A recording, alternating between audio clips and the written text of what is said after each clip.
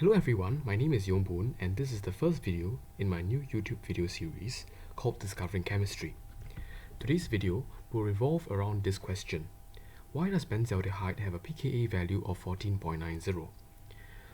This is to those who are not familiar with what benzaldehyde looks like, this is a molecule of benzaldehyde here. To those viewers who have a rough sensing of pKa values, this fact may be quite surprising for you. And for me, when I first learned about it, it also surprised me. To those viewers who don't have a rough sensing of pKa values, I will provide some context later on by going through the range of pKa values that are typical for different classes of organic compounds. So you would understand why this fact may seem surprising to some of us. Here's some background on benzaldehyde. Firstly, it is the simplest aromatic aldehyde. It's really just a benzene ring with an aldehyde group as one of the side chains. Secondly, it is used very commonly, as a starting material in many industrial syntheses. Thirdly, it gives off the smell of almonds and can also be extracted from almonds. In many foods and beverages, it is added to provide the scent of almonds. As I move along in this sharing, I will be touching on many concepts that are also covered in the A-level H2 chemistry syllabus. Firstly, I will touch on organic acidity, pKa values, as well as certain factors that determine the acidity of compounds.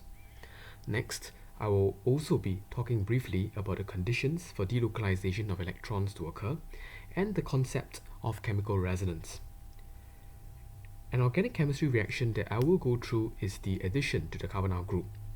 I will be discussing how electronic and steric factors influence the reactivity of aldehydes and ketones towards nucleophilic substitution. Nucleophilic addition. Lastly, I will also be covering some simple equilibrium calculations involving stepwise reactions. That is, if you look over here, say we have two reactions, A to give B and B to give C, with individual equilibrium constants K1 and K2 respectively, right? How do we express the overall equilibrium constant for the overall reaction A to give C in terms of K1 and K2? Well, it is in fact, right, as you have learned, or you may not have learned, right, in the topic of chemical equilibrium, that it is actually the product of the two individual equilibrium constants K1 and K2. We will be using this fact later on, right, in one of our calculations. Let me start off, right, firstly, by providing some context on organic acidity and pKa values. Our reference, right, will be water with a pKa value of 14.0. Alcohols, right, over here, would have a pKa ranging from 16 to 18, while carboxylic acids have a pKa ranging from 2 to 6. And this is just a really rough range because there are some carboxylic acids that have pKa values lying outside of this range. So it's just a rough estimate. Alkenes have pKa values which are much higher, right? Have around 40 to 45, and alkanes even higher at 50. So these aren't really considered acids at all, right? Because they don't really dissociate at all. 10 to the power of negative 40, 10 to the power of negative 50, these are not really significant at all. They can be neglected. For sulfuric acid being a strong acid, it has a pKa of that is negative, right? Not to be surprised. Negative 9 for its first dissociation, right? So that is a rough range of pKa values of different compounds. So in general, when we analyze the acidity of compounds, we look at the acid-base equilibrium, Ha plus H2O to give A minus plus H3O plus. The more stable the conjugate base, the more the position of the acid-base equilibrium lying to the right, and thus the greater the extent of dissociation of the acid molecule. Now, where would we expect benzaldehyde to be on the pKa scale? It has 5 protons on the ring and 1 aldehydic proton. The ring protons are not very acidic and have a pKa value that's close to that of the alkenes. While the aldehydic proton will also not be very acidic. This is because the negative charge on the conjugate base of benzaldehyde is actually very localized on the carbonyl-carbon, this carbon. It cannot be delocalized onto the oxygen atom or into the ring, as we will see later. Alpha protons of aldehydes and ketones are also acidic with pKa's ranging from 18 to 20. I shall not cover the reason why that's the case in this video, but you can go explore it on your own in your free time. Benzaldehyde does not contain any of these alpha protons, right? So this cannot be the reason why it is acidic, right? In fact, benzaldehyde's pKa value is actually very close to that of an alcohol, right? And we shall see why that is the case later on.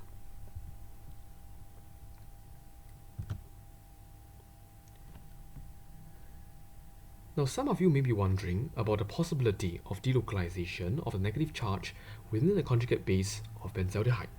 But I would like to convince you now that that is actually not possible. As there is already an octet of electrons around the oxygen atom, you really can't put more electrons onto it, right? So delocalization onto the oxygen atom is not possible.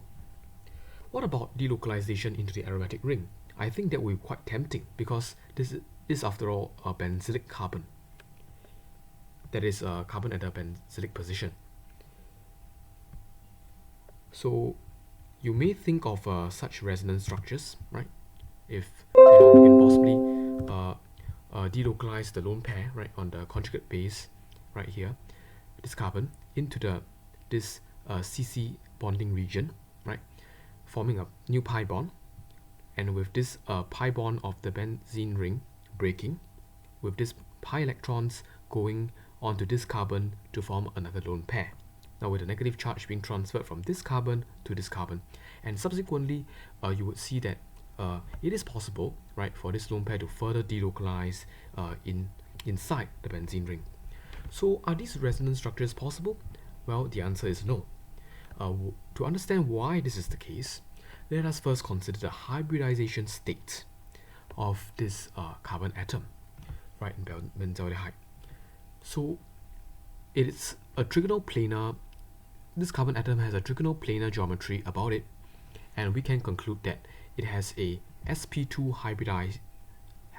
It is in the sp2 hybridization state, right? So this p orbital it has, right, is used to make a pi bond, right, with the oxygen atom. With the oxygen atom. At the same time, the p orbital can also overlap with the p orbitals of the benzene ring, right? So this is the one p orbital. But is the lone pair inside a p orbital? No, it is not. It is actually held in an sp2 hybrid orbital that is, right, in a plane that is perpendicular to the p orbitals of the benzene ring. Hence, delocalization is not possible because it is in a plane that's perpendicular, not parallel to the p orbitals of the benzene ring. In other words, chances of overlap, right, between the lone pair orbital, which is containing this lone pair, and the pi electron cloud of the benzene ring is not possible, right? I mean, the chances are zero, right? So this means that the lone pair is indeed highly localized on the carbon atom in the conjugate base, and thus we can say that because of this high degree of concentration of the negative charge on the carbon atom, the conjugate base of benzaldehyde is not very stable. Well, now that we know that benzaldehyde is not acidic enough to produce a pKa value of 14.90, we can deduce that some other more acidic species is formed when benzaldehyde is dissolved in an aqueous solution.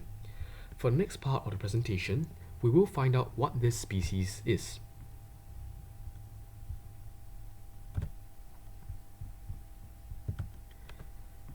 It is well known that when carbonyl compounds, i.e. aldehydes and ketones, are dissolved in water, they undergo a reaction with water. This particular reaction is an addition reaction, and is called hydration.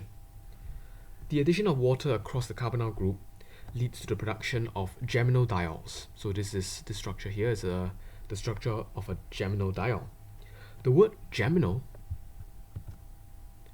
right, this word geminal is used when we talk about compounds where there are two of the same group or two of the same atoms attached to a single carbon, a single particular carbon in the compound.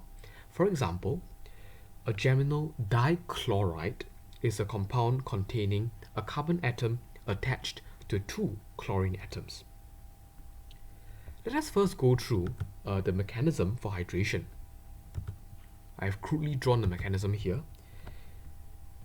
We essentially have water acting as a nucleophile donating its lone pair to the carbonyl carbon and the simultaneous breaking of the CO pi bond. And then the water nucleophile is attracted to attack this molecule of acetone because of the polarity of the CO pi bond. The oxygen atom is far more electronegative than the carbon atom, and hence there is a dipole moment pointing towards the oxygen atom, with partial positive charge on the carbon atom and partial negative charge on the oxygen atom, right? In other words, we can say that the carbon atom is electron deficient and hence attracts attack from electron-rich nucleophiles like water. So this step here, right, involving this transfer of the lone pair and the breaking of the pi bond is the slow step in the two-step mechanism, as it is the most energetically, or rather in this case, it is the more energetically demanding step. The second step is a simple proton transfer between the protonated OH group and the negatively charged oxygen atom. This may either occur in this intramolecular fashion, means that it occurs within the molecule, right, within the species. So this oxygen atom just goes and grabs the hydrogen, while goes and grabs the proton, while the lone pair, while the bond pair in this OH bond just collapses onto the oxygen atom. Alternatively, it could occur via an external proton shuttle. That means to say maybe a neighboring water molecule, neighboring water solvent, because this reaction is conducted in some medium, right? So maybe if it's conducted in water, right, likely conducted in water, then there's an abundance of solvent molecules, water solvent molecules, right, that is surrounding this zero-ionic species, right? So that means to say that a water molecule may just pop by and grab this proton, and another may just transfer the proton onto this negatively charged oxygen atom. So it could occur either within the molecule itself, or it could occur via an external proton shuffle. But either way, we will get the same product, that is this diol over here, right? So this is the hydration mechanism for acetone. Now let us discuss the electronic and steric effects of different substituents on the reactivity of carbonyl compounds towards nucleophilic addition. Simply put, the size and electronic nature of the substituents affect the reactivity of aldehydes and ketones. I will go through these effects with some examples taken from the textbook Organic Chemistry by Claydon, Warren and Greaves. As we go from formaldehyde to acetaldehyde to acetone, the size of the substituents, right, actually increases, right? So essentially what we're doing here is we're replacing, right, the very, very small hydrogen atoms with slightly bulkier, right, CH3 groups, methyl groups. So from formaldehyde to acetaldehyde is one replacement, and from acetaldehyde to acetone is another replacement. And with each replacement, right, we see that the equilibrium position, right, actually lies further and further to the left, means that the equilibrium constant value actually decreases as we go up. And in fact, with each replacement, we can quantitatively say, right, that there is an order of magnitude of 3 decrease in the equilibrium constant, from around 10 to the power 3 to about 10 to the power 0 to about 10 to the power -3. So that's quite a significant, right, a decrease in the equilibrium constant. So we do see, so do not see, the CH3 group as just a line, right? It's represented here in this skeletal structure, right, as just a line. But in fact, it is a line with 3 other lines protruding out. What do I mean by the 3 other lines? Because each CH3 group has 3 CH bonds which project out of the plane of the page, right? So because of that, we do have some impedance that's provided to the approaching nucleophile, and that actually hinders the attack of the nucleophile onto the carbonyl group, right? So that's the effect of sterics. So it's all about the bulk of substituents. And for the other effect, which is the electronic effect, we will talk about the example, these two compounds here, right? So which are chloro and hexafluoroacetone. So essentially, if we are replacing, right, the substituents with more electron withdrawing groups, so you can see here this is a trichloro methyl group, and this is a trifluoro methyl group, right? So with more electronegative atoms here, 6 of these atoms, while there's only 3 here, we can expect again an increase in the electron deficiency, right, of the carbonyl carbon, right, and hence it is more reactive towards a nucleophile. So of course the equilibrium constant will become larger with the equilibrium position, right, being shifted more towards the diol side, and this is to be expected, right? As the benzene ring is a rather large substituent, we will not expect a very large value for the hydration equilibrium constant for benzaldehyde, and indeed it is about 10 to the power of -2. But do bear in mind that in acid-base equilibria, this is actually a very significant value, right? Because we're considering a Ka value that is about 10 to the power of -15, right? Yeah, so when benzaldehyde gets hydrated, it gives us again a gem diol, like all other hydrated carbonyl compounds, right? It gives a gem diol, and yeah, so we'll be using this value of 10 to the power of -2 later in our calculation. So do bear this in mind.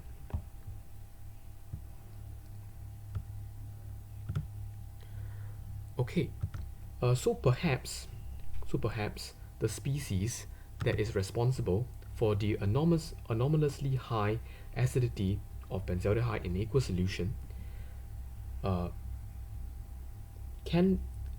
the species that's responsible for the anomalously high acidity of benzaldehyde is perhaps this gem diol, right? So now that we know that benzaldehyde forms some other species that could be possibly more acidic, so let us now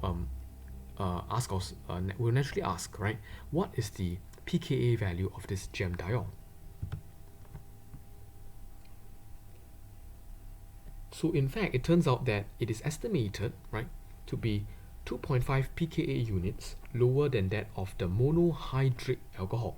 So in this case, this monohydric alcohol is this benzyl alcohol, and benzyl alcohol happens to have a pKa value of 15.40, and so if we use this generalization, right, that it is the gem diol has a pKa that is 2.5 units lower, right, we will expect the gem diol to have a pKa value of 12.9 by simply just subtracting 2.5 from 15.4, right? But that's lower than 14.90 by 2 orders of magnitude, right? So we have displayed on the first slide that benzaldehyde has an experimentally determined pKa value in aqueous solution of 14.90. So the gem diol's pKa value doesn't quite match. It's still 2 units, or rather 2 orders of magnitude off, which is quite significant, right? So how do we rationalize this? Well, now we need to take into account that not all of the benzaldehyde molecules underwent hydration, right? So if we use the hydration equilibrium constant of 10 to the power of -2, and if we assume a 1 molar solution, right, of benzaldehyde, a quick equilibrium calculation will actually give us will actually tell us, right, that only around 1 in 10 molecules of benzaldehyde underwent hydration, right? So only 1 in 10 molecules of benzaldehyde became the gem diol. So if we take this into account, right, we need to recalculate, right, the acidity constant, right, by now taking in this key hydration, right? Because now if you now use this stepwise equilibrium that we discussed previously, let maybe A is the benzaldehyde, B is the gem diol, and B is then dissociates to give the conjugate base of the gem diol. So if we were to calculate the equilibrium constant for A to give C, we will now have to multiply, take the product of the hydration equilibrium constant and the acid dissociation equilibrium constant of the gem diol. And if you do that, you will get a value that is shockingly, strikingly similar to that I have displayed on the first page, 14.9. Now, I would think that this is partly a coincidence, right? Because the values that we're using here, -2, -12.9, are actually rather rough estimates. I would think that it may not be exactly -2, and it may not be exactly, and definitely may not be, would not be exactly -12.9, because as this researchers reported, it is just an estimate, right? It is typically, right? He didn't say exactly or what. So it's a very rough estimate, but I think the good thing is that, you know, it feels good, you know, to be able to, you know, do some simple maths and, you know, get a value that is strikingly the same, right, as the experimental value.